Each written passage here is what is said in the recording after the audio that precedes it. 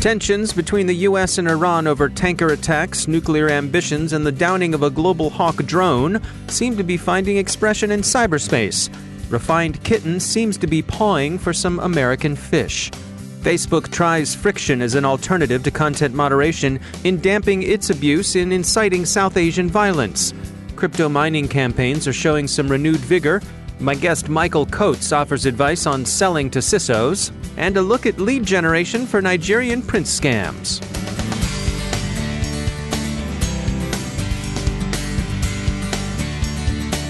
And now a word from our sponsor, ExtraHop, the enterprise cyber analytics company delivering security from the inside out. Prevention-based tools leave you blind to any threats inside your network.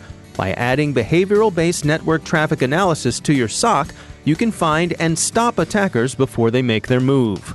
ExtraHop illuminates the dark space with complete visibility at enterprise scale. Detects threats up to 95% faster with machine learning and guided investigations that help Tier 1 analysts perform like seasoned threat hunters. Visit extrahop.com/cyber to learn why the SANS Institute calls ExtraHop fast and amazingly thorough, a product with which many SOC teams could hit the ground running. That's extrahop.com/cyber. And we thank ExtraHop for sponsoring our show. From the CyberWire studios at Data Tribe, I'm Dave Bittner with your CyberWire summary for Friday, June 21st, 2019. Tensions between the U.S. and Iran, already high over attacks on tankers in the Arabian Gulf and ongoing disputes over Iran's nuclear ambitions, have risen significantly in the wake of Iran's shoot-down of a U.S. Air Force RQ-4A Global Hawk reconnaissance and surveillance drone on Wednesday. The U.S. says the drone was in international airspace over the Straits of Hormuz. Tehran says the RQ-4A was flying over southern Iran. Either might be right in the fog of war, but we're strongly inclined to go with the U.S. Air Force on this one. The Global Hawk is a big, capable, and expensive platform, costing $131.4 million a copy, leaving research and development costs out of the reckoning. It's 47.5 feet long, has a wingspan just shy of 131 feet, and it weighs more than 8 tons when it's loaded for a mission. It's got a 14,000-mile range, cruises at about 350 miles an hour, and has a 60,000-foot service ceiling. It doesn't, of course, have a pilot or crew on board, so no lives were lost when an Iranian surface-to-air missile, probably a Syad SD-2C, knocked it down. Still, Tehran says it sent a message, and Washington is unhappy with the shoot-down. Those drones aren't cheap, and there are only so many of them to go around. Besides, they're U.S. government property, and so the U.S. government is understandably steamed. What's this got to do with cybersecurity, you may well ask? Well, it's this. As is so often the case, kinetic action is accompanied by cyber action, especially when there appears to be the danger of escalation, and cyber battlespace preparation appears to be underway. Wired says that the security firms Dragos and CrowdStrike have reported a surge in phishing emails deployed against a range of American targets. The actor is said to be APT-33, also known as Magnalium or Refined Kitten. FireEye, without naming the threat actor, says it's seeing much the same.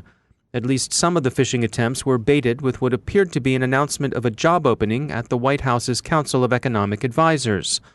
The malicious link opened an HTML application, which in turn started a Visual Basic script on the targeted machine that installed the payload, the Powerton Remote Access Trojan.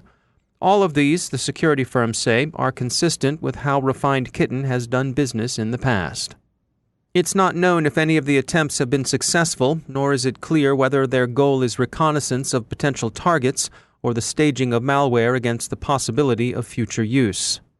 CrowdStrike's Adam Myers speculated to Wired that the choice of fishbait suggests that the campaign might be principally interested in gathering intelligence about U.S. policy with respect to economic sanctions, but he points out that this is exactly that, speculation. The point of the campaign isn't known. Espionage is possible, but so are reconnaissance and staging. Dragos' Joe Slowick told Wired that, quote, "You can't turn on a dime and say, 'I need cyber now,' end quote. That's what battlespace preparation involves, getting the intelligence, getting the reconnaissance, and staging capabilities where you may need them.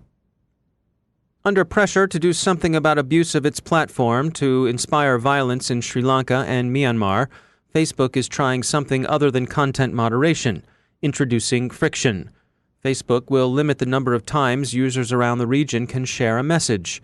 For now, the limit is 5. The hope is that this will help keep things from going viral that ought not to go viral. It will be interesting to see if it has the desired effect. Security companies are tracking crypto miners in the wild. ESET and Malwarebytes are tracking similar cross-platform crypto miners, respectively Loudminer and Birdminer. They share some infection vectors. Trend Micro also has its eye on a crypto miner. This one is a Satori-like botnet that arrives via the Android debug bridge. And finally, it's long been a truism that criminal markets behave in many ways like legitimate markets, and that criminal enterprises ape some of the practices of legitimate businesses. Researchers at security company Agari have been looking at some of the West African cyber gangs, the people who gave the world the now familiar but still sometimes effective Nigerian prince scam. Agari tells Axios that email scammers run their operations like a business, complete with consultants and lead generation systems. The gangs use regular lead generation services of the kinds that many legitimate businesses employ. As the story in Axios puts it, Agari has seen the criminal groups use several lead generation firms. The lead generation sites offer customizable searches. You want CFOs of companies in a given sector, of a given size, and a particular geographical region? You got 'em. Agari found that the crooks generally signed up for free trials using the Gmail dot trick that lets them create accounts easily. Some of them are even more brazen. The London Blue crew just went ahead and bought a $1,500 annual subscription to a lead generation service last year. Was it worth it? Apparently. At least London Blue seems to have thought so. They downloaded 50,000 leads in 6 months. And now a word from our sponsor, Observit. According to Cisco, over the course of 1.5 months, the typical suspicious insider can download 5,200 documents. Unfortunately, many ad hoc insider threat investigations can drag on for weeks or even months, since it's tough to know exactly who did what, when, and why. Security analysts have to wade through a sea of event logs, many of which are completely irrelevant, to eventually discover the root cause of an incident. What if we told you that there's a way to investigate insider threat incidents faster? With Observit's dedicated insider threat management platform, security teams can quickly find out the context into both the user and data activity behind an alert. Detailed user activity timelines and easily searchable metadata help you know the whole story on insider threats. Visit observit.com/cyberwire to try out Observit's sandbox environment for yourself. No downloads or configuration required. That's observit.com/cyberwire. And we thank Observit for sponsoring our show.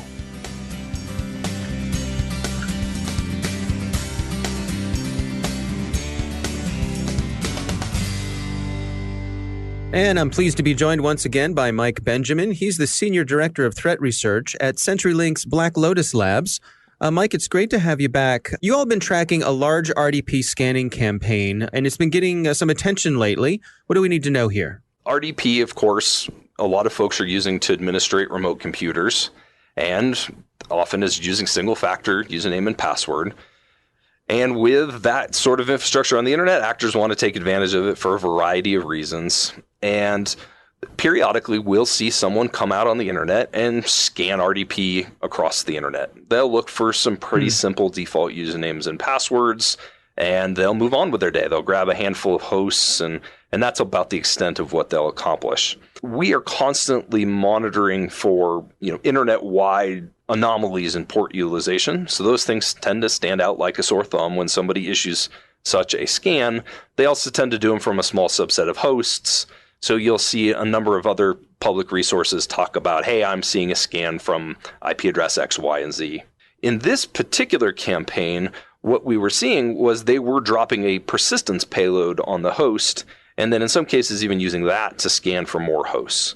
And so while not a worm in the true nature of the word, they were using that scale to find more hosts. And we saw a lot of folks reporting on the fact that there were 1.5 million open RDP hosts on the internet. And That sounds like a horribly scary number, right? Anything that can talk to 1.5 million hosts. However, the actual infection pool that we were able to see where they successfully brute forced and then we saw command and control callback was more in the tens of thousands. Still not a small number in regards to success, but nowhere near that 1.5 million number. Now, this is the campaign that folks are referring to as Gold Brute? Absolutely. The command and control has been publicly listed, and as well as the port number for the callback. So, of course, folks can review their logs to look to see if they were one of those infected. So what are the ways for folks to prevent this? First and foremost, don't turn on RDP on the internet. VNC, even SSH, try to restrict it to the places where you actually need to be accessing it from. That's a pretty basic security control that most folks can use. And in this case, they were using dictionary attacks. So basic password hygiene can also prevent such an attack. And so what are the take-homes here? What did we learn from this one? Well, anytime an actor decides that they want to automate the scale of what they're doing, it gets us all in a bit of an uproar. But in most cases, we'll find that what they're attacking really isn't that complex. A number of years ago, we saw embedded IoT devices attacked with some extremely simple usernames and passwords. That then evolved to a whole plethora of exploits that we see embedded into those things. But I'll tell you, about 99% of the time, they're known exploits with existing patches and known dictionary method attacks. So the good news is we can manage these things. And as we see them as an internet community, as a security community, we should make sure that we're openly sharing what's going on and making sure that we're patching those, simple to do tasks.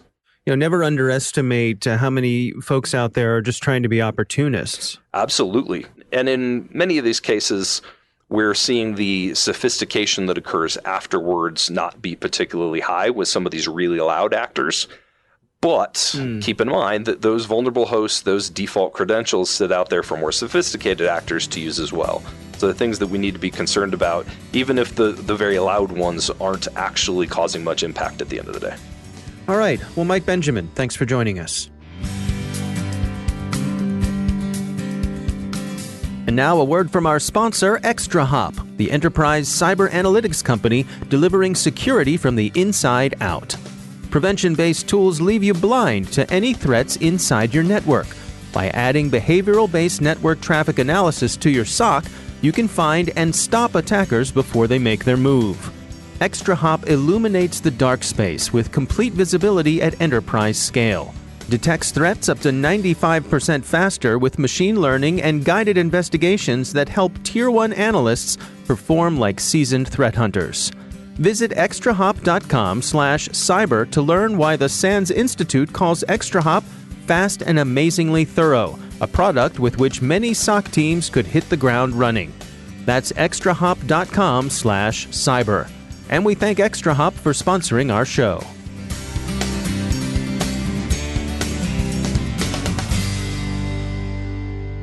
My guest today is Michael Coates. He's CEO and co-founder at Altitude Networks, and he's also former CEO at Twitter and former head of security at Mozilla. Our conversation focuses on how he, as someone with purchasing authority, prefers to have products pitched by cybersecurity vendors.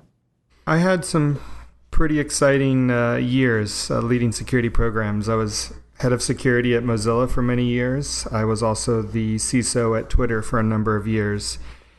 And what I noticed was that there was clearly a lot of activity in the vendor space for security solutions, which is great. We need innovation. But the way in which they reached out to potential buyers like myself as a CISO left me certainly wanting more. I would receive largely a ton of unsolicited inbound emails with really peculiar message formats. I applaud the efforts to try and catch our eye, but they end up having, an unintended consequence. Emails like, "Do you care about security?" or "Did you know you're vulnerable to this? Let's talk more." All things that I get it. They're trying to be catchy and clever, but it's actually kind of off-putting. But yeah, the thing that hit me initially was that massive amount of cold call email that I would get, and that really just didn't work well, as I know we'll dive into here. Well, so let's come at it from the other direction. The folks who were successful, who got your ear, what techniques did they use? As a result of the large amount of movement, there's obviously tons of investments in security right now, tons of innovation, lots of new companies. Because of the fact that there was so much noise, many buyers like myself would actually rotate hard the other way. Instead, we would rely very heavily on referrals from our personal networks. And I realize that that is something that would happen in any space. You always want to think about a referral. But in security in particular, the CISOs form together in these, CISO networks, and we have one in the Bay Area, and I know other industries and other locations have them too. And in some regards, they're a bit of a support network because, let's face it, the security role is hard. It's hard at every level. Sure. but we would definitely use that referral, like, hey, have you guys heard of this? Or I'm looking for a solution in this space, and see who would pipe in. And that is great. It's really good to have a referral, but at the same time, that could leave us a little bit blinded to really great new innovation that we should be thinking about. Do you think there's a risk then of becoming insular? I think we're in a challenging spot because we definitely need to branch out and look at new ideas, look at new solutions, and yes, if we're not careful, we could be a little bit insular right now in terms of the solutions and products we use. But I think the trick we need to do is actually shift the way we look at selling security software, security solutions, and also the method we have for discovery. Because we've kind of taken two extremes here. We're talking about, on one hand, you have cold inbound versus referral. Like, what's that middle ground? Like, where can we have a trusted review of options out there? And in some regard, trusted advocates kind of fill that void. Like, if you have a VC relationship, someone that you trust, they're kind of a vetting mechanism. Like, hey, these solutions look pretty interesting. And sure, they're in their portfolio, but they've done some vetting to get them there. So that's kind of nice. That works really well, of course, in Silicon Valley, but not scalable to the rest of the country or world. And so can we have some sort of Consumer Reports style trusted review or display of vendor information? The thing that's important about that, and where I really key in, is as a security buyer, you want the security information. You want the technical chops of what you're looking at. You really don't want to see a marketing slick sheet that says machine learning, Internet of Things. How do you measure success? What's your false positives? How do you look at those types of things that actually matter to us? So I think we can find that middle ground if the security vendors realize, hey, stop trying to push buzzwords. Stop, with the cold calls. How do you show your product and what it actually does? Hopefully in a neutral space, if we can create such a beast. And if not, how do we lead in more of a demo first style sales approach? Like, let your product speak for itself. Let me come to your website and actually see how it works. And for some reason, I think we're really far away from that reality right now. Why do you suppose that is? There's no doubt that there is a lot of noise out there. I mean, you walk around on any of the trade show floors, and it's hard to focus on any one thing. Everyone's fighting for your attention. So I guess on the one hand, I have a certain amount of sympathy for the folks out there who are trying to sell in that environment. And I have to eat my own words here because I'm now on the other side of the fence. Yeah. And so I think, one, we have a macro challenge in security, which is there's far too much headline chasing, Hollywood style products that are solving things that don't matter.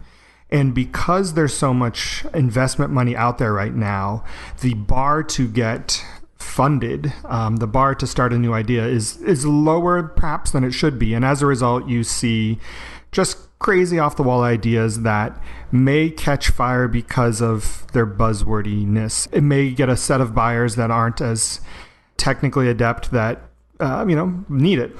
Like, what is your solution right now to quantum encryption and things like that? Like, it's a cool buzzword, but is it really the most important thing to solve in your program? So we have that big mismatch between flashy headline grabbing things, people trying to solve APT. Really, they don't even have good inventory management. Or how do you even think about automation and real-time alerting? You look at something like the Target breach. And so I think that's one problem. There's just so much stuff out there. And then the second part really is we don't have a channel that can give people that neutral way of learning about companies. So it really is the biggest shouting match. How can I shout more over email? How can I shout with catchy phrases at a expo floor? And that's an unfortunate reality of where we are right now. I think as we mature, as buyers become more sophisticated, more aware of what they need to focus on, we'll get better.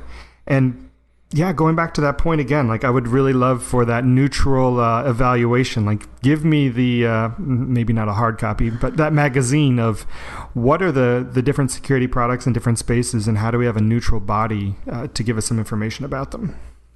Now, if someone's reaching out to you, you get that email in your inbox, what would the ideal approach be? How could someone get your attention and get you to spend a little more time with their product? Yeah, I think that actually is a really good question because, sure, I'm harping on email is really hard, and it is because there's so many inbounds. But there's a lot we can do in the messaging itself because there is some amount of hit rate. There's some opportunities where people do sit down and say, all right, let me see what's going on, what kind of inbounds I have.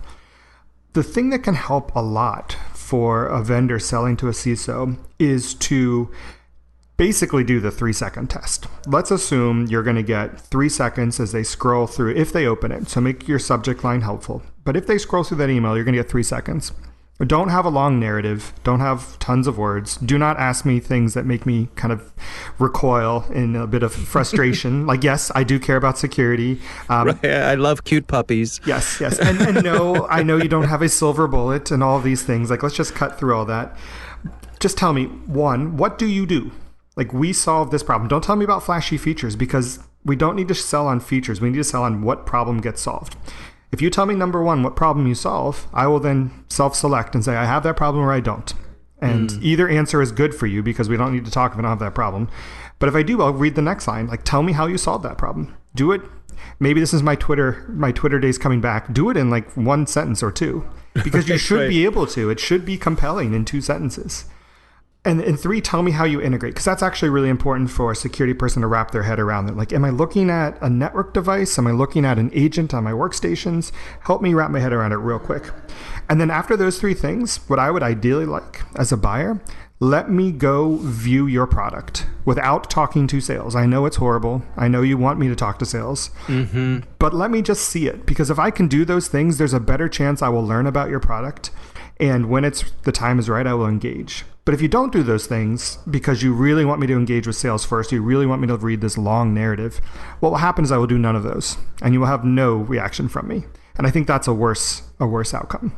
Because when you look at security and, why particular things happen, like if you think about phishing attacks, we're always like, how does anyone fall for those? And almost no one does. But if 0.1% do, you just send more emails. So maybe we're at a spot where the smarter companies are figuring it out and they're being more successful, or maybe we're all incredibly biased and we're in this small segment of the market. But I don't think that's the case, because as much as we say there's, more technical or less technical CISOs, or the West Coast, the East Coast, how they're different from each other, or even the Middle America, I think really people want that core info. I don't think there's anybody out there saying, yeah, I really want to read through this long narrative to decide if I care about security. Thank you for asking. So I don't know. I don't know what we're missing. I think we have a fair point as the buyers to say, please just give it to me this way. That's what I want. That's Michael Coates from Altitude Networks.